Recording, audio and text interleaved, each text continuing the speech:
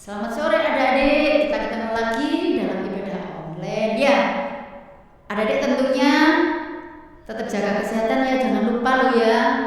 Apa adik? Sesering mungkin cuci tangan, pakai masker kalau keluar ya, jangan lupa. Karena apa adik? Saya sering kelihatan itu anak-anak kalau main-main di tetangga saya itu ya tidak pakai masker ya. Jadi adik-adik ya, saya ingatkan kembali ya, harus pakai masker kalau main-main ya. Sekarang ini COVID-19 belum berakhir, jadi adik-adik harus tetap waspada ya.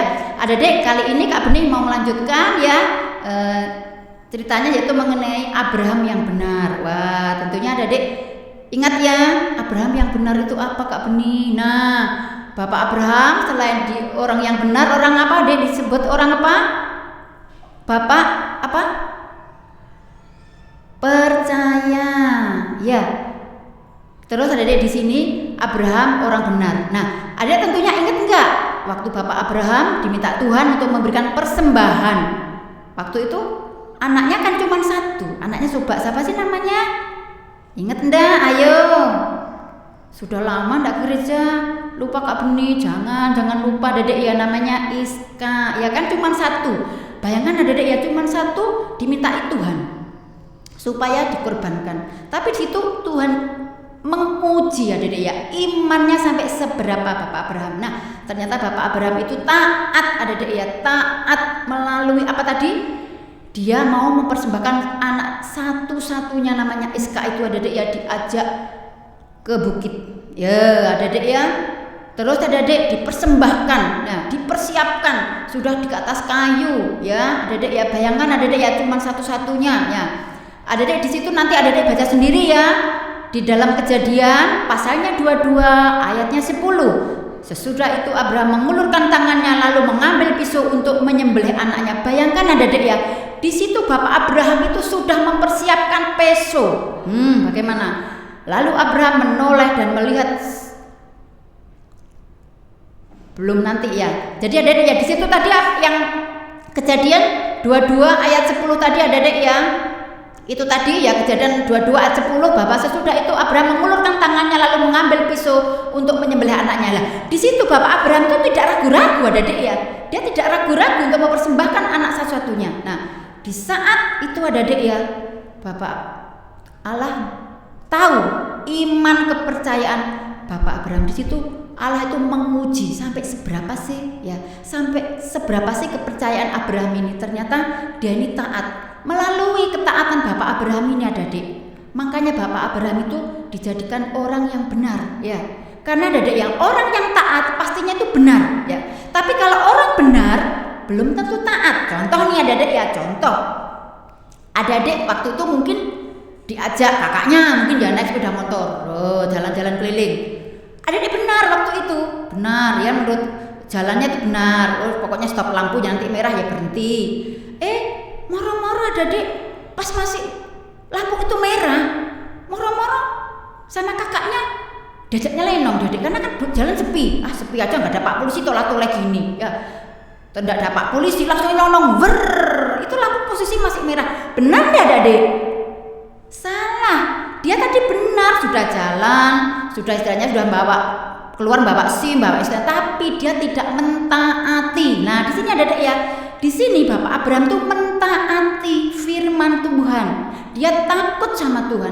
Pastinya kalau orang taat itu pasti benar. Nah, terus yang kedua contohnya ada Dek. Ingat enggak waktu Bapak Abraham sama saudaranya, siapa namanya? Lot. Nah, waktu berpisah, ya kan? Berpisah. Itu Bapak Abraham itu ada Dek, di sini dikatakan ada Kejadian 22 ayat 13. Nanti dibaca sendiri ada Dek ya.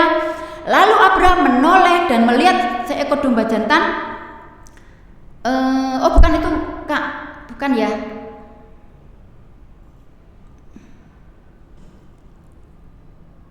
Di sini ada deh ya ayatnya yang itu tadi ya. Kalau yang perpisahan sama Lot itu nanti dicari ada deh ya di terusnya ya. Di terusnya tuh ini waktu itu ada deh, ingat nggak kejadiannya gini. Waktu Bapak Abraham dan Lot itu kan dia ini kan berpisah ya waktu itu ya, berpisah. Waktu berpisah di situ Lot itu melihat ada dek ya di lembah Yordan ya. Di lembah Yordan itu ada dek airnya itu banyak, terus rumputnya tuh hijau. Jadi di situ adik-adik pemandangannya itu enak sekali. Bayangkan adik-adik ya, kalau adik-adik dilihat lembah yang banyak airnya, tentunya itu subur kalau ditanami. Nah, di situ Bapak Abraham itu dia ini tidak royoan sama Lot. Lot itu suruh milih sendiri adik-adik ya, suruh pilihlah Lot. Ternyata Lot itu memilih yang baik. Nah, Bapak Abraham itu di tanah Kanaan adik-adik. Tanah Kanaan itu apa adik-adik? Tanahnya itu gersang, tidak ada air adik. Bayangkan ya. Jadi Bapak Abraham itu dia ini mengalah orangnya adik, mengalah. Dia ini taat. Istilahnya dia ini tidak, kalau orang Jawa itu bilangnya kemorko ya. Dia itu tidak mencari hal-hal yang baik. Nah, tapi dia menyilahkan Lot dulu untuk memilih. Silahkan Lot, dia menyuruh Lot itu saudaranya perempuan itu untuk memilih tempat dulu. Bapak Abraham itu biarpun dapat tanah Kanaan yang gersang, tapi Bapak Abraham itu tetap bersyukur adik-adik ya. Nah, di sini di kedua contoh ini adik-adik ya, dikatakan Bapak Abraham itu orang yang benar. Karena yang pertama tadi Bapak Abraham taat kepada firman Tuhan ya. Apa? Buktinya taat tadi adik-adik. Dia mempersembahkan anaknya satu-satunya Iskak. Terus yang kedua contohnya apa? Tadi waktu berpisah dengan Lot ya, Lot itu dipersilahkan untuk melihat situasi kanan kiri. Ternyata Lot ini memilih lembah Yordan. Lembah Yordan ini tentunya adik-adik ya subur makmur. Nah, adik-adik ya, di sini ya, menandakan kedua contoh ini di dalam kehidupan kita sehari-hari. Kita mau menerapkan firman Tuhan kepada kehidupan adik-adik sekalian. Nah, adik-adik seringkali kalau adik-adik berteman, mungkin di dalam rumah, mungkin adik-adik kalau ibunya mungkin bapaknya bagi sesuatu, adik-adik itu harus legowo ya. Ndak harus apa, mungkin ada punya adik-adiknya kok dikasih lebih besar ya. Kok terus adik-adik kasih kecil. Adik-adik kan kakaknya, adik-adik itu harus nerimo. Kasarnya kalau orang Jawa itu nerimo adik-adik ya. Ndak harus merengek minta apa harus besar jangan ya. Kita itu belajar untuk ya, ndak apa-apa adikku yang adikku kan lebih kecil. Kita itu harus rela. Tadi lo seperti Bapak Abraham ada adik contohnya, rela toh biarpun Bapak Abraham ini menemukan tanah Kanaan yang gersang, tapi Bapak Abraham ndak ngeluh adik, tapi tetap bersyukur pada Tuhan ya. Tentunya di sini loh contohnya dari Bapak Abraham itu, kita mau kehidupan kita itu harus mencontoh Bapak Abraham tadi adik-adik ya. Dikatakan Bapak Abraham adalah bapak yang benar. Yaitu tadi adik-adik ya, taat, setia. Inilah, karena orang yang taat setia itu pasti benar. Tapi orang benar belum tentu taat setia. Tadi loh contohnya yang waktu jalan-jalan toleh-toleh gak ada polisi nyerobot, itu tidak taat berarti adik-adik ya. Tapi kalau orang taat setia pasti benar. Nah, di sini adik-adik contohnya, adik-adik kan sekolah ini ya. Mungkin selama ini masih online di rumah, enak aja belajarnya. Bisa tanya-tanya sama kakak sama orang tua. Apa sih kalau ulangan ini? Jawabannya ini. Tapi kalau waktu di offline tatap muka dengan guru, adik-adik tentunya kan harus mengerjakan sendiri kan. Adik-adik tidak boleh ngerepek loh ya. Adik-adik harus taat. Sebagai pelajar itu apa sih? Kita harus belajar. Itu kewajiban adik-adik. Jadi adik-adik tidak boleh ngerepek. Itu ngerepek itu dosa. Berarti adik-adik ini tidak benar di hadapan Tuhan. Kalau ngerepek itu tidak benar. Benar adik-adik itu istilahnya aku taat, aku mau berdoa, aku mau istilahnya kalau mau tidur berdoa, mau makan berdoa, setia taat. Tapi kalau adik ngerepek di sekolahan berarti tidak benar. Ya kan adik-adik ya? Karena apa? Adik-adik masih menjalankan dosa ngerepek tadi, berarti tidak benar. Adik-adik kan sebetulnya sudah taat. Kalau mau makan berdoa, mau tidur berdoa. Tapi kalau masih ngerepek itu berdoa, terus berdosa. Apalagi adik-adik kalau disuruh ibunya, pamannya ngentet, tahu ngentet ya, orang Jawa bilangnya ngentet itu tidak boleh.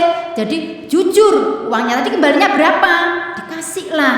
Adik-adik kalau minta dengan orang tuanya pasti nanti dikasih ya. Jadi adik-adik tidak boleh ngumpetkan uang kembali waktu adik-adik disuruh, itu tidak boleh. Adik-adik lagi, adik-adik kan di rumah tentunya kan orang tuanya kadang kan geletean ya nyari uang, katanya nemu, aku tadi nemu duit mah, mau di dalam rumah kok nemu, kan bukan ya, itu harus dikasihkan orang tuanya. Jadi adik-adik itu harus belajar benar di hadapan Tuhan ya. Contohnya apa tadi? Tidak boleh ngerepek ya kan, tidak boleh ngambil uang seenaknya saja, katanya nemu kalau di rumah itu tidak boleh ya, ngumpet-ngumpet.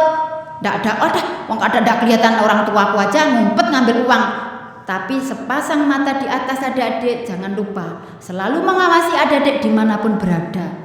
Biarpun orang tua tidak tahu, tapi sepasang mata itu mengawasi adik-adik dimanapun berada ya. Oke adik-adik, jadi adik-adik harus belajar hidup benar seperti Bapak Abraham ya, harus benar. Oke, sekian aja Kak Beni akhiri renungan pada saat sore hari ini. Biarlah renungan saat sore hari ini boleh menjadikan berkat bagi setiap kita yang mendengarkan ya. Puji Tuhan, kita mau berdoa adik-adik sekali lagi supaya renungan ini adik-adik bisa menjadi pelaku firman, bukan menjadi pendengar saja ya. Ayo kita berdoa mulai adik-adik ya. Yuk. Bapa di surga, saat sore hari ini kami kembali mengucap syukur kalau Tuhan mengingatkan renungan pada sore hari ini mengenai Bapak Abraham yang benar. Ajarilah Tuhan kami sebagai anak-anak-Mu untuk hidup benar di hadapan Tuhan. Kami bukan taat setia saja Tuhan, tapi harus benar di hadapan Tuhan. Ajarilah Tuhan kami menjadi pelaku firman, bukan menjadi pendengar firman. Memang Tuhan tidak mudah Tuhan itu semua saya lakukan. Tetapi biarlah kami sebagai anak-anak-Mu, biarpun kami masih kecil-kecil, kami mau belajar mulai kecil ini Tuhan. Biarlah nanti ke depannya kami boleh tahu kebenaran firman Tuhan. Berkati Tuhan anak-anak kelas Bethlehem yang saat ini di rumah bersama kedua orang tua mereka. Berkati keluarganya Tuhan, berkati sekolahnya Tuhan. Kami yakin dan percaya bahwa damai sejahtera akan menyertai kami mulai saat ini sampai selama-lamanya. Di dalam nama Tuhan Yesus yang menjadi juru selamat kami dan Allah kami hidup. Haleluya, haleluya, amin.